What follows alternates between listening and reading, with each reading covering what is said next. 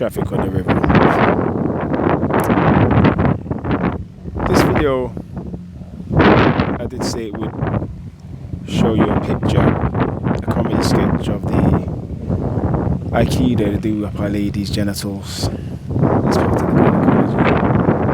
And the picture is going to be tagged on to the end of this video, and you'll see that it has this. It says, "Dr. Smith, at your service." Now, and he's standing there with his hand out for a handshake, and she's standing there and just shocked looking at him. Now, this comedy sketch brings in a number of different things. Firstly, the last book by Plato, Charmides, or temperance. As I said earlier in an earlier piece, temperance is a key word. Now, at the beginning of Charmides, as Socrates comes back from the war, he is accosted by a madman by a handshake. This is their coordination to make sure that every time they meet us, they put their hand out for a handshake, and they practically force you to shake their hands, because in the handshake they do Aikido on your hands. And if you can break the nervous system on the extremities of the body, the hands, the feet, the head, you can slowly shut the body down so no energy flows to the hands, the feet. And you see this in a lot of people, they start getting cold in their hands and their feet from a very early age because of this Aikido. Then they've got the at your cervix. Now, in English and in other languages too, you have this, get at them, get at them. And it's a kind of jokey way of saying attack. So he's actually saying, doing Aikido, he's attacking the female cervix. And this is in the comedy sketch, which will be attached to the end of this piece, so you can see for yourself the jokes that they make between themselves in their psychopathic ways, as they laugh at the degradation and the death they bring to our people on a daily basis, the death that they design in the health services all over the earth, and the reason why you were going to throw them in the volcanoes, heads off or head on, your choice. Now, alongside this piece, in an earlier piece, one of the earlier poems, I wrote, "Death to Al-Qabilan engineered within every flag." Now, the reason why I wrote this is because I think in Exposition 7, or one of the expositions, I spoke about them asking you about your colour and how they manage you from a psychological point of view, once they know what your favourite colour is, because your favourite colour arises from your subconscious, and if from your subconscious, you're one of the 7 inner kingdoms, from red to purple or violet, whichever you want to call it. Now, as well as the colours which are used to manage you when they ask you what's your favourite colour, the colours have been engineered into flags of every country on earth by the Masons, or these different orders that do so. The Russian flag, as you know, it's the hammer and sickle, the yellow star, the yellow hammer and sickle, and the red background. Now, as you know, the sickle means cutting off from the spirit. So what they did to the Cossacks, they cut them off from their spirit by disambiguating the nervous system. The hammer, breaking the body. By breaking the body, they disconnected them from the earth. No more grounding with the earth, no more ability to heal. The yellow, break will, keep them in shame and despair. Red, bringing them to a state of just being able to survive as they live in fear. And this is exactly what the state of the Cossacks are today, and has been for hundreds of years. And they did this to the wars that they made the Cossacks fight with all of the Balkan states, the Nippons, the Middle Eastern states, and all the rest of the world. And they've been making them fight for centuries. The Brazilian flag, because I'm in Brazil, it's yellow and green, and it has ordem e progresso, order and progression. Whose order? Whose progression? And what does the yellow and the green mean? Once again, the yellow means break the will, keep them in despair and shame. Now, this part is applied to ladies. And this is why you see in Brazil, so many ladies are whores. They're shameless. They go around fucking everybody day to day. Some days of the week, you see girls leave their house from 5, 6 in the morning, just fucking different guys all over the place. I have walked around Brazil observing this behavior all day, every week, in every state of Brazil I've been in. Now, the green in Brazil on the flag means break love, keep them in grief, never let love arise, which is why the green is there in the Brazilian flag. And the yellow, as I said already, break the will, keep them in shame and despair. And this you'll see all over Brazil. You'll see this psychology applied upon the people. England, red, white and blue. White, bring to death, because white is death. It's about lies. It's more than lies, it's death. Blue, keep them in lies, manage them through lies. Red, keep them surviving by living in fear. And you'll see this psychology all over England. You'll see this in the red, white, and blue of France, the red, green, and white of Italy. See these things for yourself. The white and red and blue of United States. Now, in certain states, you have the Confederate flag, and it's very, how can I put it? It's very revealing that the flag of Para, one of the most northern states of Brazil, is nearly the same as the Confederate flag of America. The one star between the red and the white. Bring them to death, keep them living in survival through fear.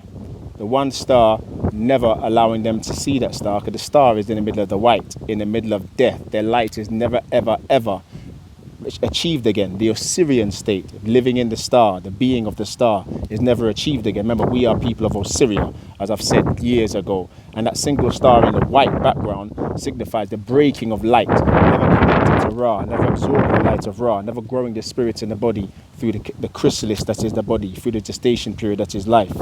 This is the star on the flag of Para, the star on the flag of the confederations, the star on most of the flags of the earth. Nippons, you have the flag of Japan, the red center. Keep them centered in fear, just able to survive, bringing them to death, the white surrounding the red dot in the middle of the flag. This is what they did to the Nippons. And you see it through all the other flags around the earth also. I could go through every single flag, but you need to do some of the work yourself. I've given you what the colors mean, the psychologies behind the colors. Reverse it, negate it as you apply it to how they manage us around the earth. And now you will understand not just why they ask you, what is your favorite color, but also, where are you from, before they even say hello. Every space you go to on earth, the very first question is, where are you from, before they even say hello to you. Because by knowing where you're from, they can apply the colors of your flag to manage you. Because that's the state of management you grew up in, the society you grew up in, and that's the society you knew. So rather than bringing you something else to make it more easy for you to see, they ask you where you're from, so they can keep you in the same social management that you were in growing up in your country, if you're one of those to be managed.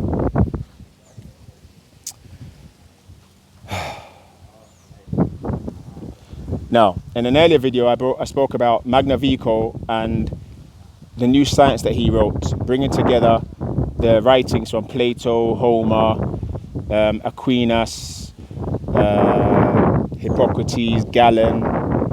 Now, for any of you who can find the new science written by Magnavico, Giambattista Vico,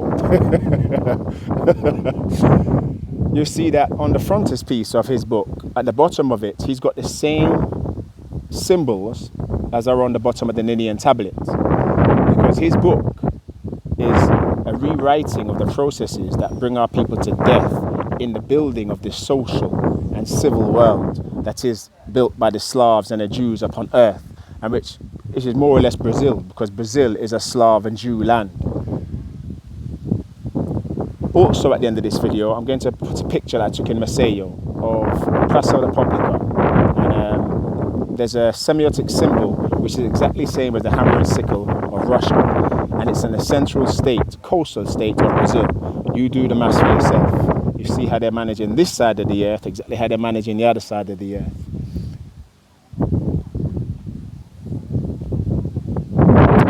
Now the earth itself. Now, as part of killing humans, part of killing all the animals, as I said, they had to disconnect you from the earth. The hammer, breaking the body, disconnecting your ground from the earth. That's for the Russian flag, and that's for the sign and the Praça da República in Maceió, Alagoas in Brazil. Now, how this is shown on an Indian tablet is the ladies are standing up holding what looks like a sickle. But if you look at the sickle properly, you'll see it's an upside down foot with a knife where the heel should be, signifying semiotically cutting of the heel from the earth. So men do not ground, children do not ground, because you have to ground with the earth as you absorb the light of Ra to grow your spirit in your body, increase your light in your body in the chrysalis that is the body during the gestation period, that is life. So that when you leave, you become the knowing spirit with the eternal afterlife is given to you by the Almighty. Now in an Indian tablet, this stick, this sickle with the upside down foot, with the heel, is shown in the story of Achilles' heel. This story in the literatures is about keeping men angry, keeping men in anguish, keeping men in a very non-temperate management state, so that you can disconnect them in their anger. disconnect them in their fury. And that's what this story is about. And you see, there's many ways that they keep him in anger, not just disconnecting him from his lady through Agamemnon, but through the arguments he has with the elders via Agamemnon and Nestor.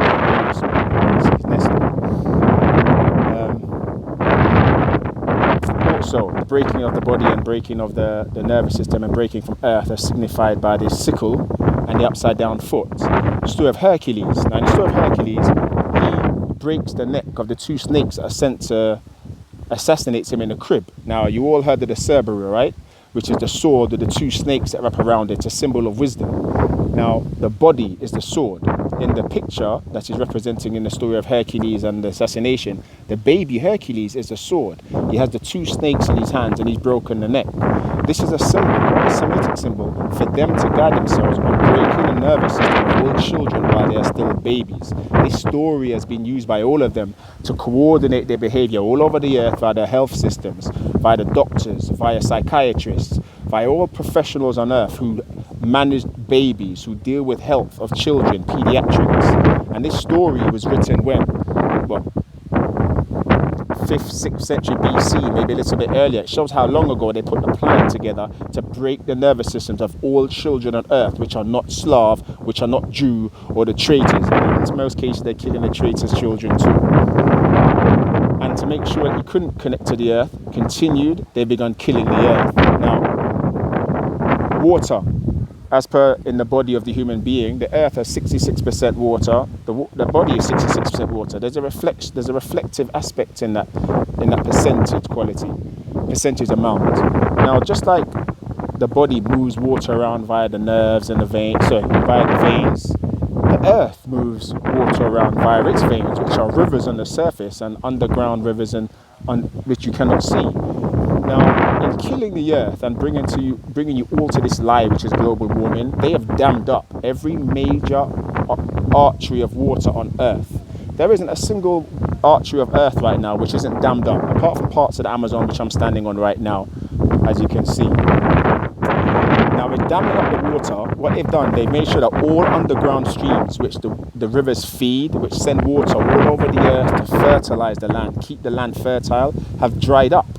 So when I went to Libya and Tunisia and the Sahara in the early 2000s, I went to do a reconnaissance of what the damming up of the Nile had done to the Sahara then, and how the Bedouins and their behavior, their lifestyle had changed. So I went into the Sahara, I met some of the Bedouins, I asked them questions, and they let me ride the horses and the camels. They didn't let anybody else but me ride the horses. But I found out from the Bedouins that their lifestyle had changed in such a way that they could no longer roam around on the Sahara because there were no more oases, because the oases were all dying, because the water which was fed from the rivers underneath the Sahara, which came up in these springs, forming these oases, was all disappearing because they were doing the dams. Now our people have become stupid, and I'm talking about very stupid. They've got the Ethiopians, the Sudanese, and the Ethiopians, and the Egyptians now all going to war, possibly, over water, because they're damming up the water in Africa. But hold on a minute, didn't their ancestors leave behind a clue? Never dam the water, because when water needs to change, because the earth needs to change, move your city. What did they do? They left the city of Rosetta. They let Rosetta sink, right? When the river wanted to move, they let the whole city sink, and it was a prosperous city. It wasn't a small city. They let it sink under the river because it was more benefit to humanity in the long run to allow the river to do what it needed, rather than dam it and kill the earth, and in the long run never have use of that land. The Slavs and the Jews know this, because when they killed our people and they stole our material out of the libraries of Alexandria, out of Cambodia, out of the South Americas, out of Egypt, out of Carthage. When they stole these books, they realized that the water should not be dammed. So they've gone around purposefully damming up all the large waterways of the earth. And you see, even as far as China and Japan now, they've dammed up the largest waterways on earth, now bringing desertifying the earth and telling you it's global warming. And there is a part truth in that, the double entendre, because the earth is warming up because it doesn't have water running through it, cooling it down like a cooling system. But it's not because of the pollutants put in the air, although the pollutants are having an effect on the people. It's because of the lack of water running through the earth, because they've dammed this all up like bastards and charge you to drink water when there's no need, because there's rivers all over the place. Another one, electricity. They say to you that they do this because it's a need of electricity. Now, hold on a minute. Let's undo this argument, like I undo all their the idiotic arguments. In generating electricity, they use turbines, right? Like practically a dynamo. So they dam up all this water to funnel it through a hole at the bottom for a turbine. But hold on a minute. Then the Earth, via the universe, give you waterfalls, a non-stop flow of water, which could push a turbine forever without disrupting nature, without disrupting any flow of water. So why did he never use the waterfalls, you little backside idiots? Why you have to dam up the water and kill the Earth? Tell me. And why are you people not asking the question? Why are you not using the waterfalls? Why are you not using the tidal flows? Why are you damming up all the water and killing the Earth? Damming up all the water and telling people there's no more water for them to drink?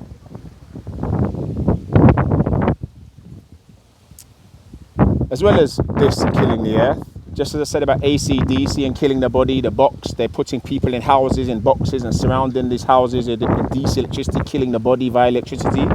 They're doing it on the Earth too. All this DC electricity is killing the Earth, as well as it is killing humanity.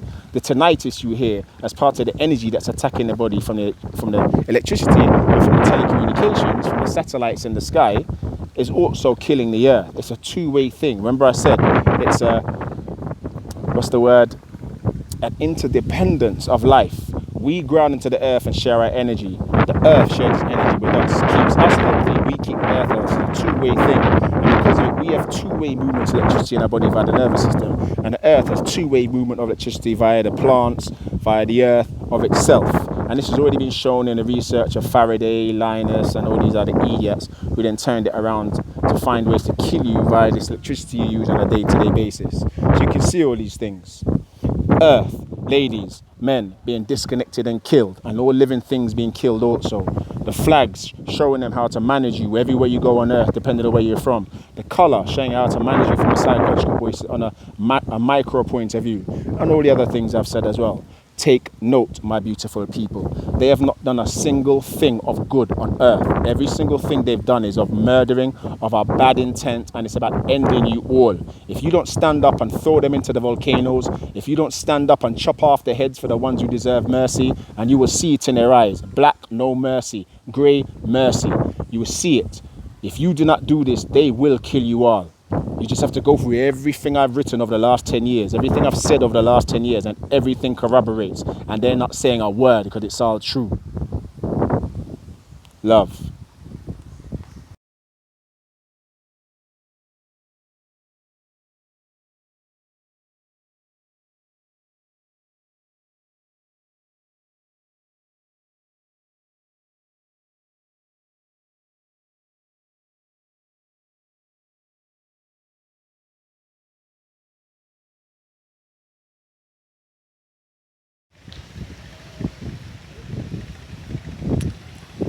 Yet again, I'm sitting in meditation and I realize I've missed something. And this is important for everybody. In an earlier piece, while in Maceió, I wrote about how they do Aikido on our children. They slap them on the butt. And many of these children end up with cot deaths. Well, they changed this procedure in the NHS. In fact, they changed this procedure in all of the national health systems around the globe. And now they sit your child in their hands. And I have actually found another comedy sketch on this also. Now, for you all to realize, the slap on the butt, it's not about the slap. It's about the connection of the palm to the coccyx on the child, because their deathly energy, remember, they have no spirit. And there is energy transfer in biological organisms. Biological energy transfer, biology 101. One thing touches another. You know it's a static electricity. Energy transfer between one being and another being. When they slap the baby's butt, they take good energy and leave bad energy. And as you know, that bad energy brings the baby to death, cot death. When they have the baby sitting in their palm of their hands when they're born, it's exactly the same thing, but it's worse. because it's a prolonged connection with the palm, which is a dense center of nerve endings, to the coccyx on the butt of the child, which they sit on. I bring this up so you realize no doctor should be the person, or no midwife should be the person bringing the child out of the mother. It should always be the father or a family member, no one else. If there is a complication, then fair enough. But as long as you have the lady sitting in a 45-degree angle or more, there will be no complication. It's only when it's less than 45 degrees, she's lying and she has to push rather than letting gravity do the work, that there are complications. And obviously with all the crap they do during the pregnancy to increase complications also. So yeah, I had to bring this in to let you know.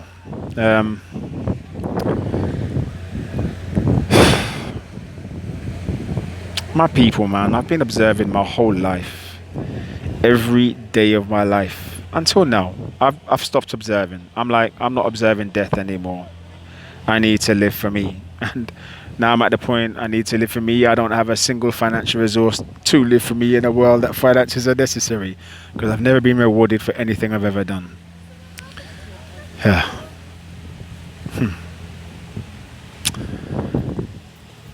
My beautiful people, take heed. These people have to go. In the last video I said to you, they are going to burn for an eternity.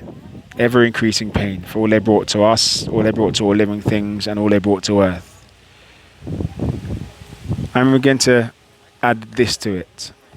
If you, my people, permit the earth to die because of the things they do to it, have done to it, Anai is not going to let you off. This is how you prove your value. You knock down every dam. You break them apart. They are not necessary. You build electricity using the waterfalls.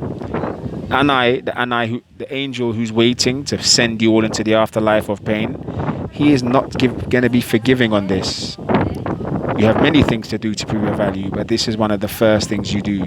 You knock down all the dams. You do not have an option on this. If Earth dies, you all die.